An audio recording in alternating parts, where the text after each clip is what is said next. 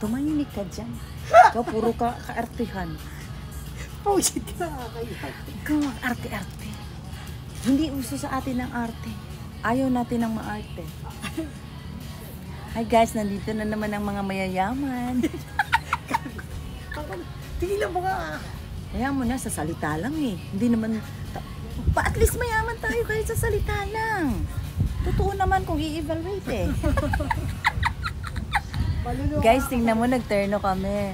Kasi, candidate kami ngayon sa Mrs. Universe, you know?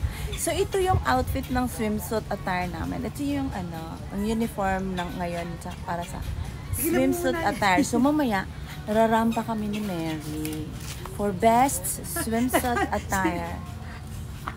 Best in swimsuit. So, tingnan natin kung sino ang best in swimsuit. So, kami na yun kasi wala kaming kalaban. Tingnan mo kalaban namin, guys. 2 gurang andon sa pool.